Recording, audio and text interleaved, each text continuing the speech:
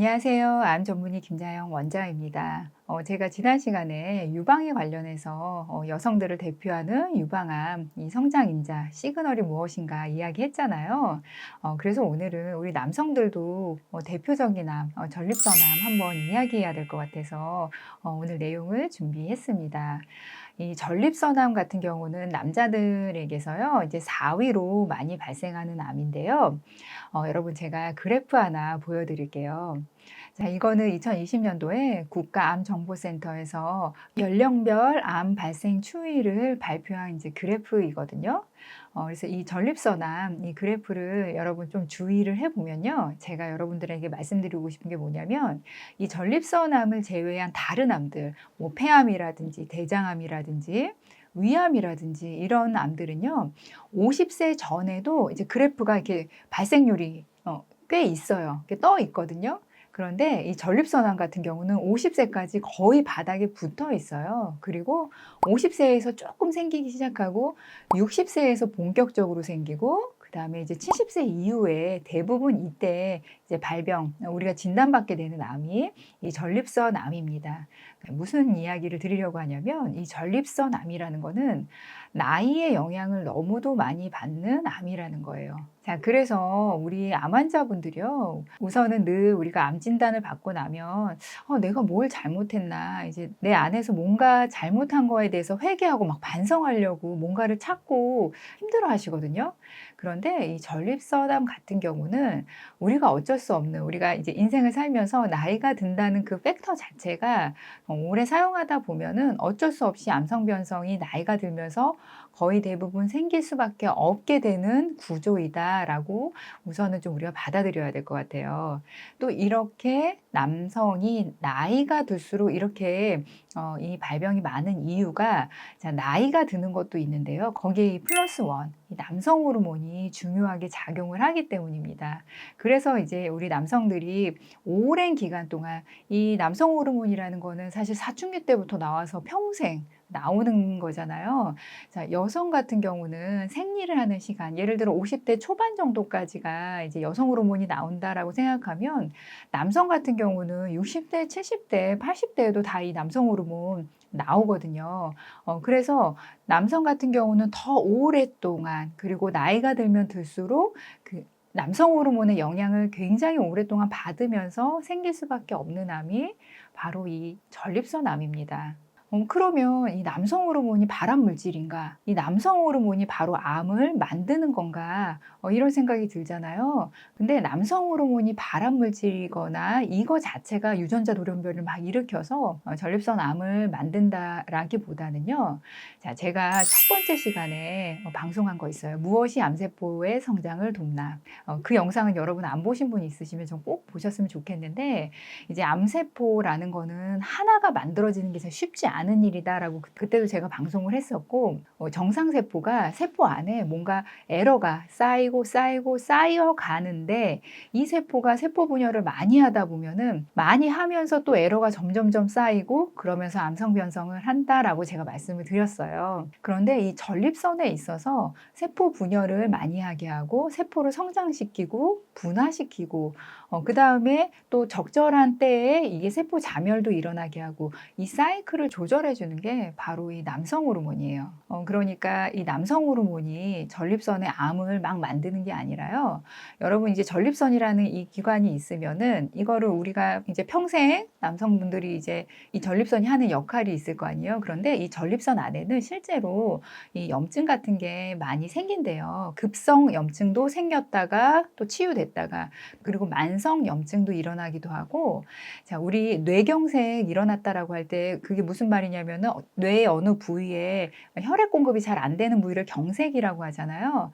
이 전립선 안에도 마찬가지로 부분 이 혈액 공급이 어느 부위가 잘 안 되면서 경색이 일어나는 부위가 생겼다 말았다 하는 일들이 이제 평생 동안 일어난다고 합니다. 물론 우리가 잘 느끼지 못하더라도요. 그런데 이 안에서 제가 이제 말씀드린 대로 염증도 일어났다 말았다 하고, 그 다음에 경색도 일어났다 말았다 이렇게 하면서 그 세포들이 염증이 났다 치유됐다 이런 상황들, 이게 반복이 되면서 하나 둘 세포 안에 에러가 돌연변이가 쌓일 수 있겠죠. 그런데 이렇게 쌓여가던 세포들이 이 평생 동안 이 남성 호르몬 이거에 영향을 받다 보면 이 에러가 쌓인 세포가 계속 지속적으로 분열만 하게 되는 그런 일이 일어나게 되고, 그러면서 암세포의 숫자 이런 것들이 많아지고 악성도가 높아지는 게 일어난다고 합니다. 그래서 실제로 이 전립선암 같은 경우는요. 자, 예전에 우리가 평균 수명이 만약에 한 70세 정도였다라고 할 때는요. 돌아가신 이후에 남자분들을 만약에 이 전립선을 조직 검사하면은 많은 경우에 모르고 있었지만은 전립선암이 있을 가능성이 많은 게 이 전립선암이고요. 요즘은 이제 평균 수명이 늘었잖아요. 이 전립선암은 진행되는 속도가 빠른 암은 아니거든요. 그래서 사실은 어떤 분이 처음에 1기로 진단을 받았다고 하면 이게 3기나 4기로 쭉 진행되는 데는 시간이 10년 이상 걸리는 암이 사실은 전립선암이에요. 그래서 만약에 어떤 분이 70세 때 내가 전립선암 3기를 진단받았다, 또는 내가 4기를 진단받았다 하면 이분이 사실 전립선 암세포가 시작이 된 시기는 훨씬 더 오래전 50세라든지 55세였을 가능성이 있겠죠. 운이 좋게 어떤 분이 70세에 전립선암 1기로 진단받았다면 그분은 정말 운이 좋은 거죠. 이 암 자체가 천천히 가는 암이고 지금 시간이 충분히 있기 때문에 치료를 잘 받으시면 되니까요. 그래서 이 전립선암이라는 것 자체가 대부분의 남성에서 걸릴 수밖에 없는, 나이와 그다음에 남성 호르몬의 영향을 너무도 많이 받는 암이다라는 걸 여러분 좀 기억을 하셨으면 좋겠어요.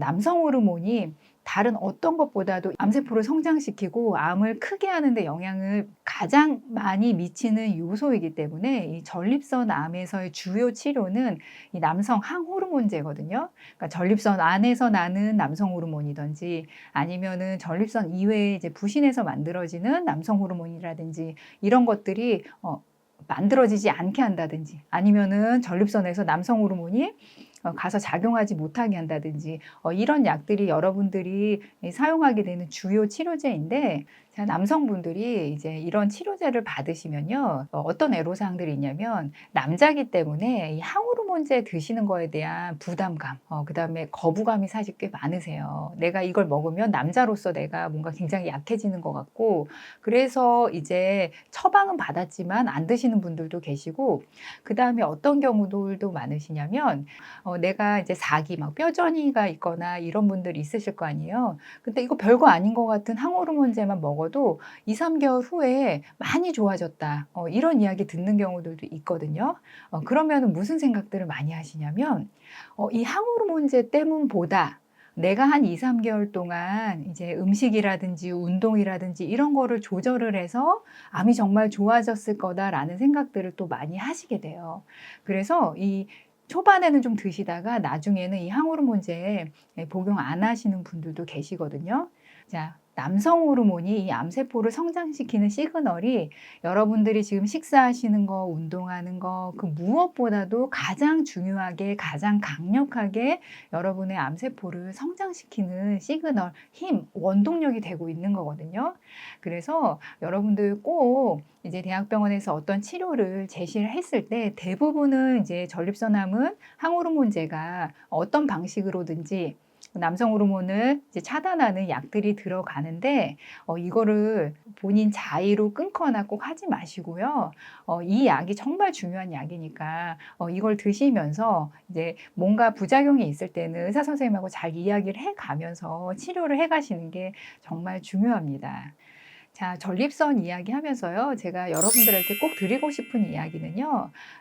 어떻게 보면은 우리가 이게 암을 진단받고 자꾸 내 안에 뭔가 문제가 있다라는 생각에 빠져서 힘들어들 하시는데, 이 전립선암은 제가 나이, 그다음에 남성이라는 것, 이것 때문에 생기는 거고, 내가 뭔가를 크게 잘못해서가 아니라 이 두 가지의 요소가 일단은 너무도 강력하게 작용하는 암이라는 거, 이거를 일단은 마음에 두시고요. 물론 이제 우리가 음식도 잘 관리하고 운동도 잘 할수록 암 치료의 성과는 훨씬 좋아지니까 같이 해야 되겠죠. 그런데 항호르몬제 드시는 거 정말 중요하니까 이거 드시는 거 자의로 중단하지 마시고 여러 가지 다른 보조 치료도 함께 해가면서 암 치료에 꼭 성공하셨으면 좋겠습니다. 자, 암 치유할 수 있습니다.